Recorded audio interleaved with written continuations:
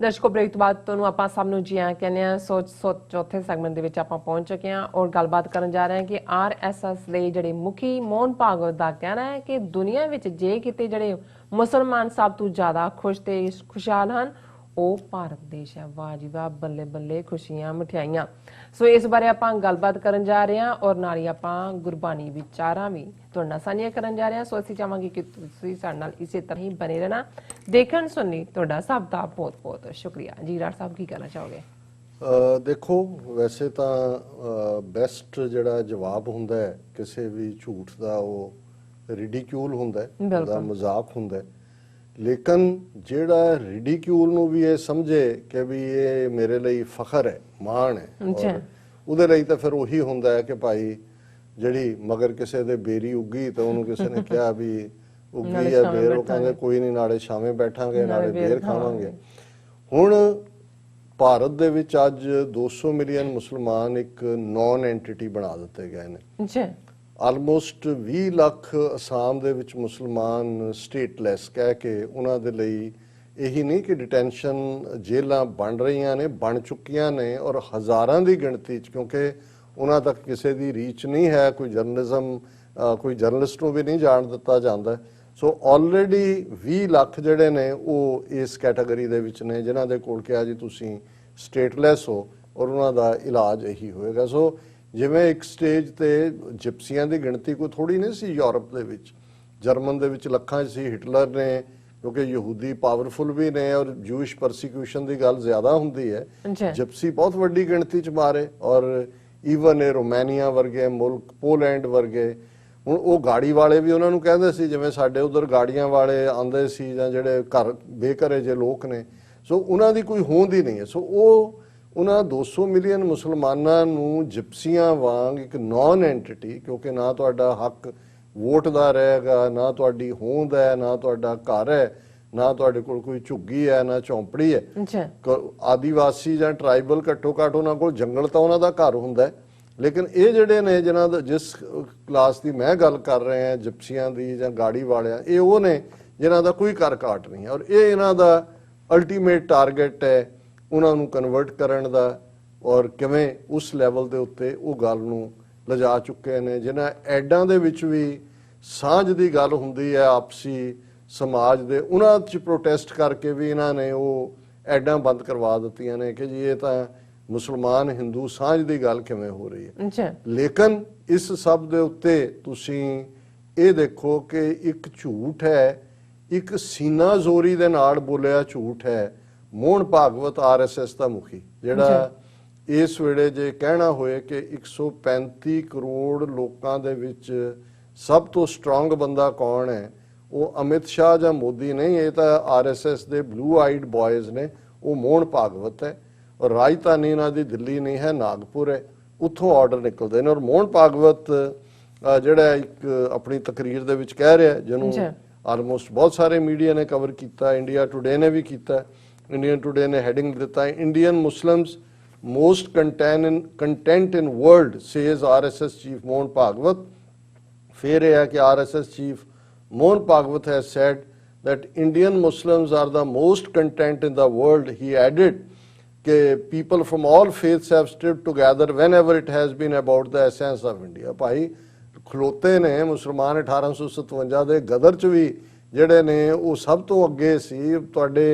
Freedom fighting ਦੇ ਤੁਹਾਡੇ ਗੀਤ ਹੋਣ, ਤੁਹਾਡਾ ਸਾਰਾ ਉਹ ਸਾਰੇ ਹੀ ਮੁਸਲਮਾਨ ਰਹੇ ਨੇ ਇਸ ਸਾਰੇ ਦੇ ਉੱਤੇ। ਔਰ ਜਦੋਂ ਈਵਨ ਜਿਹੜਾ ਇੰਡੀਅਨ ਮੁਸਲਮਾਨ ਹੈ, ਚਲੋ ਪਾਕਿਸਤਾਨ ਵਾਲਿਆਂ ਨੂੰ ਤਾਂ ਇਹ ਕਹਿ ਸਕਦੇ ਨੇ ਕਿ ਜੀ ਇਹਨਾਂ ਨੇ ਜਿਹੜਾ ਉਹ ਦੇਸ਼ ਤੋੜਿਆ ਜਾਂ ਚਲੇ ਗਏ, ਜੇ ਇਹਨਾਂ ਦੀ ਡਿਬੇਟ ਦੇਖਣੀ ਹੋਏ। ਇੰਡੀਆ ਵਾਲੇ ਤਾਂ ਉਹ ਨੇ ਜਿਹੜੇ ਈਵਨ ਆਪਣੇ ਮੁਸਲਮਾਨ ਭਾਈਚਾਰੇ ਬਰਾਦਰੀ ਦੇ ਖਿਲਾਫ ਖਲੋਤੇ ਤੁਹਾਡੇ ਨਾਲ ਰਹਿਣ ਦੇ ਲਈ ਕਿ ਜੀ ਇਹ ਸਾਡੀ ਸਾਂਝੀ ਤਹਿਜ਼ੀਬ ਹੈ। ਔਰ ਉਹਨਾਂ ਦੇ ਉੱਤੇ ਜੋ ਜ਼ੁਲਮ ਹੋ ਰਹੇ ਨੇ, ਔਰ ਇਹਦੇ ਬਾਵਜੂਦ ਇਹ ਕਹਿ ਰਿਹਾ ਕਿ ਜੀ ਇਸ ਵੇਲੇ most content Muslims are only in India, nowhere it is only in India, he said in an interview. So ਇਸ ਦੇ ਝੂਠ ਨੂੰ ਮੈਂ ਇਸ ਤੋਂ ਅੱਗੇ ਤਾਂ ਨਹੀਂ ਤੋਰਨਾ ਚਾਹੁੰਦਾ, ਪਰ ਦੋ ਤਿੰਨ ਖਬਰਾਂ ਜਿਹੜੀਆਂ ਦੱਸਦੀਆਂ ਨੇ ਕਿ ਹੁਣ ਇਕੱਲਾ ਇਹ ਨਹੀਂ ਕਿ ਇਹਨਾਂ ਨੇ ਉੱਥੇ ਕਾਊ ਸਲਾਟਰ ਤੇ ਪਾਬੰਦੀ ਲਾਈ ਜਾਂ ਗਊ ਮਾਤਾ ਦੇ ਨਾਂ ਥੱਲੇ ਜਿਹੜਾ ਹੁਣ ਉਹ ਚਿਪ ਔਰ दीवे और इंसेंस और हर चीज़ आ गई है और खाण दा दूर दी गल रही वो तो उन्होंने ईवन बफलो और दूसरे दा भी उन्होंने भी काऊ मीट कह गए ने पर हुण बंदियां तो बाद शामत जानवरां दी आ गई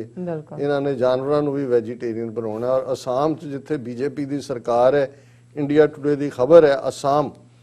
Hindu activists stage protest against feeding beef to zoo animals. Members of Hindu organizations staged a protest outside the zoo in Guwahati demanding a ban on feeding beef to animals. ਹੁਣ ਅਸਾਮ 'ਚ ਵੈਸੇ ਵੀ ਟ੍ਰਾਈਬਲ ਸੁਸਾਇਟੀ ਵੀ ਹੈ ਜਦੋਂ beef ਕਿਹਾ ਜਾਂਦਾ ਉਹ necessarily ਗਾਂ ਦਾ meat ਨਹੀਂ ਹੁੰਦਾ ਜਦੋਂ ਐਕਸਪੋਰਟ ਵੀ ਕਰਦੇ ਨੇ ਉਹਦੇ 'ਚ ਇਹ ਸਾਰੀ ਕਾਊ ਫੈਮਿਲੀ ਹੈ ਜਿਹਦੇ 'ਚ ਬਫਲੋਜ਼ ਝੋਟਾ ਦੂਜੇ ਤੀਜੇ ਸਾਰੇ ਹੀ ਆ ਜਾਂਦੇ ਨੇ ਲੇਕਿਨ ਹੁਣ ਇਹ ਕਹਿੰਦੇ ਨੇ ਕਿ ਭਾਈ ਬਾਹਰ ਬੈਠੇ ਨੇ ਉਹਨਾਂ ਦੀ ਪਿਕਚਰ ਵੀ ਤੁਸੀਂ ਦੇਖ ਸਕਦੇ ਹੋ ਔਰ ਇਹ ਸਨਾਤਨੀ ਹਿੰਦੂ ਮੰਚ ਹੈ ਉਹਨਾਂ ਨੇ ਅਸਾਮ ਸਟੇਟ ਜ਼ੂ ਦੇ ਬਾਹਰ ਪ੍ਰੋਟੈਸਟ ਕੀਤਾ ਉਹਨਾਂ ਨੇ ਕਿਹਾ ਕਿ ਜੀ ਇਹ ਬੰਦ ਕਰੋ ਐਨੀਮਲਸ ਨੂੰ ਜਿਹੜਾ ਮੀਟ ਖਵਾਉਣਾ ਔਰ ਉਹਨਾਂ ਨੇ ਧਰਨਾ ਦਿੱਤਾ ਵਹੀਕਲਸ ਰੋਕੀਆਂ ਔਰ ਉਹਨਾਂ ਨੇ ਕਿਹਾ ਜੀ ਇਹ ਬਿਲਕੁਲ ਇਸ ਤੇ ਪਾਬੰਦੀ ਹੋਣੀ ਚਾਹੀਦੀ ਹੈ ਉਹਨਾਂ ਨੇ ਕਿਹਾ ਜੀ ਇਸ ਦੇ ਉੱਤੇ ਕਿਉਂਕਿ ਹੁਣ ਅਸਾਮ ਦੇ ਵਿੱਚ ਬੀਜੇਪੀ ਦੀ ਗਵਰਨਮੈਂਟ ਹੈ ਕਿ ਇਸ ਦੇ ਉੱਤੇ ਸਨਾਤਨੀ ਹਿੰਦੂ ਮੰਚ ਨੇ ਮੰਗ ਕੀਤੀ ਹੈ ਕਿ ਬੀਜੇਪੀ ਆਰਡੀਨੈਂਸ ਜਾਰੀ ਕਰੇ ਕਿ ਐਨੀਮਲ ਜਿਹੜੇ ਨੇ ਉਹ ਸਿਰਫ ਵੈਜੀਟੇਰੀਅਨ ਹੋਣਗੇ ਔਰ ਉਹਨਾਂ ਨੂੰ ਕੋਈ ਜਿਹੜਾ ਉਹ ਮੀਟ ਸਪਲਾਈ ਨਹੀਂ ਹੋਏਗਾ ਕਾਊ ਦਾ ਤਾਂ ਬਹਾਨਾ ਹੀ ਕੀਤਾ ਹੈ ਮੁੜ ਕੇ ਜਦੋਂ ਦੂਜਾ ਵੀ ਜਾਏਗਾ ਇਹ ਕਹਿਣਗੇ ਵੀ ਕਾਊ ਮੀਟ ਹੀ ਹੈ ਔਰ ਇਸ ਸਾਰੇ ਦੇ ਨਾਲ ਜੇ ਹੁਣ ਇਸੇ ਹੀ ਅਸਾਮ ਗਵਰਨਮੈਂਟ ਦੀ ਗੱਲ ਕਰੀਏ ਜਿੱਥੇ ਕਿ ਇਹਨਾਂ ਨੇ ਹੁਣ ਜਾਨਵਰਾਂ ਨੂੰ ਵੀ ਵੈਜੀਟੇਰੀਅਨ ਬਣਾਉਣਾ ਹੈ ਉਹ ਤਾਂ ਵੈਸੇ ਤਾਂ ਰੱਬ ਦੀ ਜਦੋਂ ਉਹਦੇ ਕ੍ਰਿਸ਼ਮੇ ਦੀ ਗੱਲ ਕੀਤੀ ਹੈ ਤਾਂ ਗੁਰੂ ਸਾਹਿਬ ਨੇ ਕਿਹਾ ਕਿ ਮਾਸ ਖਾਏ ਤਿਨ ਘਾਹ ਖਵਾਲੇ ਕਿ ਵੀ ਜਿਹੜੇ ਕਹਿੰਦੇ ਨੇ ਵੀ ਅਸੀਂ ਮਾਸ ਤੋਂ ਬਿਨਾਂ ਰਹਿ ਨਹੀਂ ਸਕਦੇ ਉਹ ਵਕਤ ਆ ਜਾਂਦਾ ਹੈ ਵੀ ਉਹਨਾਂ ਨੂੰ ਘਾਹ ਖਾਣਾ ਪੈਂਦਾ ਹੈ ਸੋ ਮੈਨੂੰ ਤਾਂ ਇਹ ਲੱਗਦਾ ਹੈ ਵੀ ਇਹ ਤਾਂ ਚਲੋ ਬੰਦਿਆਂ ਬਾਰੇ ਹੋਣ ਹੈ ਇਹ ਤਾਂ ਜਾਨਵਰਾਂ ਨੂੰ ਘਾਹ ਖਵਾਉਣ ਦੇ ਸ਼ੇਰ ਨੂੰ ਜਿਹੜਾ ਉਹ ਘਾਹ ਖਵਾਉਣਗੇ ਔਰ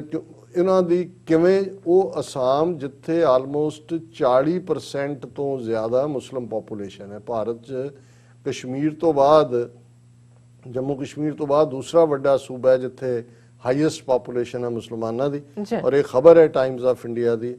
Assam BJP government to shut state run Muslim schools Assam minister Himanta Biswa Sarma announced that state government will close down all government run madrasas in Assam because it cannot allow religious education with public money ਔਰ ਜਦੋਂ ਉਹਨਾਂ ਨੂੰ ਇਹ ਕਿਹਾ ਗਿਆ ਕਿ ਭਾਈ ਜਿੱਥੇ ਇਹ ਕਈ ਸਾਲਾਂ ਤੋਂ 50-60 ਸਾਲ ਤੋਂ ਚੱਲਦਾ ਹੈ ਜਿੱਥੇ 900 ਦੇ ਕਰੀਬ ਇਹ ਪ੍ਰਾਈਵੇਟ ਮਦਰਸੇ ਨੇ ਉੱਥੇ 100 ਤੋਂ ਜ਼ਿਆਦਾ ਸੰਸਕ੍ਰਿਤ ਸਕੂਲ ਵੀ ਨੇ ਜਿਹੜੇ ਧਾਰਮਿਕ ਹਿੰਦੂ ਸੰਸਥਾਵਾਂ ਚਲਾਉਂਦੀਆਂ ਨੇ ਔਰ 500 ਪ੍ਰਾਈਵੇਟ ਸਕੂਲ ਨੇ ਸੰਸਕ੍ਰਿਤ ਦੇ ਜਿਨ੍ਹਾਂ ਨੂੰ ਗਵਰਨਮੈਂਟ ਮਦਦ ਕਰਦੀ ਹੈ ਉਹਨੇ ਕਿਹਾ ਕਿ ਜੀ ਅਸੀਂ ਉਹ ਬੰਦ ਨਹੀਂ ਕਰ ਰਹੇ ਕਿਉਂਕਿ ਉਹਨਾਂ ਦਾ ਉਹ ਵੱਖਰਾ ਹੈ ਇਹ ਕੰਮ ਵੱਖਰਾ ਹੈ ਸੋ ਮਤਲਬ ਇਹੀ ਨਹੀਂ ਹੈ ਇਕੱਲਾ ਕਿ ਵੀ 2 ਮਿਲੀਅਨ ਜਿਹੜੇ ਨੇ ਉਹ ਸਟੇਟਲੈਸ ਬਣਾਏ ਨੇ ਉਸ ਸਾਰੇ ਚੋਂ ਕਿਵੇਂ ਫਰਦਰ ਜਦੋਂ ਤੁਸੀਂ ਕਿਸੇ ਕੌਮ ਨੂੰ ਅਨਪੜ੍ਹ ਬਣਾ ਦਿਓ ਪੜ੍ਹਨ ਲਿਖਣ ਦਾ ਹੱਕ ਉਹਦੇ ਤੋਂ ਖੋਹ ਲਓ ਉਹਨੂੰ ਬਦਨਾਮ ਕਰ ਦਿਓ ਔਰ ਇਸ ਸਾਰੇ ਚੋਂ ਫਿਰ ਕਿਵੇਂ ਹਿੰਦੀ ਜ਼ਬਾਨ ਨੂੰ ਥੋਪਿਆ ਜਾ ਰਿਹਾ ਇੱਕ ਖਬਰ ਜਿਹੜੀ ਇਸ ਦਾ ਹਿੰਦੂ ਦੇ ਹਵਾਲੇ ਨਾਲ ਹੈ home ministry leads government wings in adoption of Hindi after Amit Shah took over 60% of the files are in the Hindi language as against 10% earlier. Renewed push in the power corridors in the second tenure of Modi government. ਉਹਨੇ ਕਿਹਾ ਜੀ ਅਮਿਤ ਸ਼ਾਹ ਨੇ ਬਹੁਤ ਬੰਦੇ ਰੱਖੇ ਹੋਏ ਨੇ ਉਹ ਕਹਿੰਦਾ ਜੀ ਜਿਹੜੀਆਂ ਅੰਗਰੇਜ਼ੀ 'ਚ ਆਉਂਦੇ ਨੇ ਫਾਈਲਾਂ ਕਿਉਂਕਿ ਜ਼ਾਹਰ ਹੈ ਬਿਊਰੋਕ੍ਰੇਸੀ ਔਰ ਇੰਡੀਆ 'ਚ ਕਿਉਂਕਿ ਹਿੰਦੀ ਨੈਸ਼ਨਲ ਲੈਂਗੁਏਜ ਨਹੀਂ ਹੈ ਲੈਂਗੁਏਜ ਆਫ ਯੂਜ਼ ਹੈ ਔਰ ਜਿਹੜੇ ਸਾਊਥ ਤੋਂ ਨੇ ਤਮਿਲ ਕਰਨਾਟਕਾ ਆਂਧਰਾ ਉਹ ਤਾਂ ਅੰਗਰੇਜ਼ੀ ਆਉਂਦੀ ਹੈ ਉਹਨਾਂ ਨੂੰ ਜਾਂ ਆਪਣੀਆਂ ਜ਼ਬਾਨਾਂ ਆਉਂਦੀਆਂ ਨੇ ਹੁਣ ਇਹਨਾਂ ਨੇ ਇਸ ਗੱਲ ਨੂੰ ਯਕੀਨੀ ਬਣਾਉਣ ਲਈ ਕਿ ਹਿੰਦੀ ਸਭ ਤੇ ਥੋਪਣੀ ਹੈ ਉਹਨਾਂ ਨੇ ਆਪਣੀਆਂ ਮਿਨਿਸਟਰੀਆਂ ਦੇ ਵਿੱਚ ਉਹ ਪੜ੍ਹਦਾ ਹੀ ਉਹ ਕਹਿੰਦਾ ਜਿਹੜੀ ਅੰਗਰੇਜ਼ੀ 'ਚ ਫਾਈਲ ਨੂੰ ਉਹ ਲੱਥਾ ਕਰੋ ਹਿੰਦੀ 'ਚ ਔਰ ਉਹਦੇ ਤੇ ਹਿੰਦੀ 'ਚ ਜੀ ਦਸਤਖਤ ਕਰਦਾ ਉਹਨੇ ਕਿਹਾ ਕਿ ਵੀ union home minister Amit Shah said that when he took charge on June 1st less than 10% of the files pertaining to the ministry were in Hindi but today 60% files are in Hindi. I work in home ministry ਔਰ ਉਹਦੇ 'ਚ ਉਹਨੇ ਅੱਗੇ ਸਾਰੀ detail ਦਿੱਤੀ ਹੈ ਕਿ ਕਿਵੇਂ ਮੈਂ ਜਿਹੜੇ ਸੈਕਟਰੀ ਯੂਨੀਅਨ ਮਿਨਿਸਟਰੀ ਦੇ ਅੱਡ ਭੇਜਦੇ ਨੇ, ਮੈਂ ਕਿਵੇਂ ਐਡੀਸ਼ਨਲ ਸਟਾਫ ਰੱਖਿਆ ਹੈ, ਉਹ ਸਾਰੇ ਉਹਨੂੰ ਹਿੰਦੀ 'ਚ ਟਰਾਂਸਲੇਟ ਕਰ ਦਿੰਦੇ ਨੇ। ਉਹਨਾਂ ਨੇ ਕਿਹਾ ਜੀ ਅਸੀਂ ਹਿੰਦੀ ਫਸਟ ਦੇ ਥੱਲੇ ਪ੍ਰੈਸ ਰਿਲੀਜ਼ਸ ਵੀ ਹਿੰਦੀ 'ਚ ਭੇਜਦੇ ਹਾਂ, ਮੈਂ ਖੁਦ ਉਸ ਡਰਾਫਟ ਨੂੰ ਚੈੱਕ ਕਰਦਾ ਔਰ ਇਹ ਜਿਹੜਾ ਅਸੀਂ ਇਹਨੂੰ ਆਉਣ ਵਾਲੇ ਪੀਰੀਅਡ ਦੇ ਵਿੱਚ ਹੋਰ ਵੀ ਪ੍ਰਮੋਟ ਕਰਾਂਗੇ। ਸੋ ਜ਼ਾਹਰ ਹੈ ਕਿ ਵੀ ਇਹਨਾਂ ਨੇ ਹਿੰਦੀ ਨੂੰ ਲਿਆ ਕੇ ਸਿਰ ਤੇ ਬਿਠਾ ਦਿੱਤਾ ਹੈ। ਔਰ ਈਵਨ ਜਿਹੜੇ ਉੱਥੇ ਥੋੜੇ ਬਹੁਤ ਸੈਂਸੀਬਲ ਜਾਂ ਜਿਹੜੇ ਈਵਨ ਹਿੰਦੂ ਵੀ ਜਿਵੇਂ ਹੁਣ ਉਹ ਬਜਾਜ ਸਕੂਟਰ ਵਾਲੇ ਜਿਨ੍ਹਾਂ ਦੀਆਂ ਐਡਾਂ ਰਿਪਬਲਿਕ ਟਾਈਮਜ਼ ਨਾਂ ਤੇ ਚੱਲਦੀਆਂ ਸੀ, ਹੁਣ ਰਾਜੀਵ ਬਜਾਜ ਜਿਹੜਾ ਕਿ ਇਸ ਨੂੰ ਦਾ ਆਨਰ ਹੈ, ਉਹਨੇ I don't want my child to inherit an India built on hate says Rajiv Bajaj pulls ad from 3 televisions because they promoted toxic content। ਹੁਣ ਇਹ ਰਾਜੀਵ ਬਜਾਜ ਕਹਿ ਰਿਹਾ ਕਿ ਜੀ ਮੈਂ ਨਹੀਂ ਚਾਹੁੰਦਾ ਕਿ ਮੇਰੇ ਬੱਚੇ ਉਸ ਸੁਸਾਇਟੀ 'ਚ ਪੜ੍ਹਨ ਜਿੱਥੇ ਕਿ ਨਫ਼ਰਤ ਨੂੰ ਜਿਹੜਾ ਉਹ ਬੜਾਵਾ ਦਿੱਤਾ ਜਾ ਰਿਹਾ, ਜਿਹੜੀ ਨਫ਼ਰਤ ਬੇਸਡ ਸੁਸਾਇਟੀ ਹੈ। ਔਰ ਉਹਨੇ ਜਿਹੜੇ 3 ਚੈਨਲ ਨੇ, Bajaj became the first industrial biggie to withdraw advertising from 3 news channel which indulge in toxic hate mongering। ਚਲੋ ਇੱਕ ਚੰਗੀ ਗੱਲ ਹੈ, ਲੰਬੀ ਚੌੜੀ ਖਬਰ ਹੈ ਕਿ ਭਾਈ ਕਿਵੇਂ ਉਹਨੇ ਇਸ ਸਾਰੇ ਨੂੰ ਕਿਹਾ ਕਿ ਅਸੀਂ ਤਾਂ ਬੜੇ ਜਿਹੜੇ ਲਿਬਰਲ ਥਾਟ ਦੇ ਔਰ ਹਰ ਇੱਕ ਨੂੰ ਨਾਲ ਲੈ ਕੇ ਚੱਲਣ ਵਾਲੇ ਹੈ, ਪਰ ਜੋ ਮਾਹੌਲ ਸਿਰਜਿਆ ਜਾ ਰਿਹਾ ਹੈ ਇਹ ਨਫ਼ਰਤ ਵਾਲਾ ਹੈ। ਸੋ ਅਸੀਂ ਇਹ ਸਮਝਦੇ ਹਾਂ ਕਿ ਵੀ ਹੁਣ ਇਹ ਵੀ यूनिक फिर ਜਦੋਂ मोदी कहेगा कि भारत विश्व गुरु है, यहाँ के शेर और चीते और बघियाड़ वो भी घास खाते हैं, सो तभी हम विश्व गुरु हैं। और ਹੁਣ ਅਸੀਂ ਕਬੀਰ ਸਾਹਿਬ ਦੀ ਬਾਣੀ ਦੇ 2 ਸ਼ਲੋਕ ਜਿਹੜੇ ਅਸੀਂ ਰੋਜ਼ਾਨਾ ਵਿਚਾਰਦੇ ਹਾਂ, ਅੱਜ ਜਿਹੜਾ 50 ਤੇ 51 ਨੰਬਰ ਸ਼ਲੋਕ ਅਸੀਂ 49 ਔਰ 50 ਵਿਚਾਰ ਰਹੇ। ਔਰ ਜਿਵੇਂ ਕਬੀਰ ਸਾਹਿਬ ਰੋਜ਼ਾਨਾ ਹੀ ਸਾਨੂੰ ਯਾਦ ਦਹਾਨੀ ਕਰਾਉਂਦੇ ਨੇ ਕਿ ਇੱਕ ਪਾਸੇ ਛੱਪੜ ਹੈ ਮਾਇਆ ਦਾ, ਮੋਹ ਦਾ, ਵਿਕਾਰਾਂ ਦਾ, ਵਾਇਸਿਸ ਦਾ, ਦੂਸਰੇ ਪਾਸੇ ਰੱਬ ਦੇ ਨਾਂ ਦਾ ਸਮੁੰਦਰ ਹੈ। ਬਿਲਕੁਲ ਕਿ ਭਾਈ ਛੱਪੜ ਦੇ ਵਿੱਚ ਜ਼ਿੰਦਗੀ ਬਤੀਤ ਨਾ ਕਰੋ, ਉਸ ਸਮੁੰਦਰ ਦੇ ਵਿੱਚ ਆਓ ਜਿਸ ਸਮੁੰਦਰ ਦੇ ਵਿੱਚ ਫਿਰ ਆਨੰਦ ਹੀ ਆਨੰਦ ਹੈ। ਔਰ ਪਹਿਲਾ ਸ਼ਲੋਕ ਹੈ, ਕਬੀਰ ਥੋਰੈ ਜਲ ਮਾਛਲੀ ਚੀਵਰ ਮੇਲਿਓ ਜਾਲ, ਇਹ ਟੋਗਣੈ ਨਾ ਛੂਟ ਸੈ ਫਿਰ ਕਰ ਸਮੁੰਦ ਸਮਾਲ। ਹੁਣ ਚੀਵਰ ਉਹ ਹੈ ਜਿਹੜਾ ਮਛਿਆਰੇ ਲਈ ਲਫ਼ਜ਼ ਇਸ ਖਿੱਤੇ 'ਚ ਯੂਜ਼ ਕੀਤਾ ਜਾਂਦਾ ਹੈ, ਜਿਹੜਾ ਮੱਛੀਆਂ ਪਕੜਦਾ। ਹੁਣ ਉਹ ਜਾਲ ਪਾਉਂਦਾ। ਹੁਣ ਉਹਨਾਂ ਨੇ ਕਿਹਾ ਕਿ ਕਬੀਰ ਥੋੜ੍ਹਾ ਜਲ ਮਾਛਲੀ, ਕਿ ਹੁਣ ਛੱਪੜ ਹੈ, ਛੱਪੜ ਦੇ ਵਿੱਚ ਪਾਣੀ ਥੋੜ੍ਹਾ ਹੈ, ਪਰ ਜਿਹੜਾ ਵੀ ਚੀਵਰ ਉਹਦੇ 'ਚ ਮੱਛੀ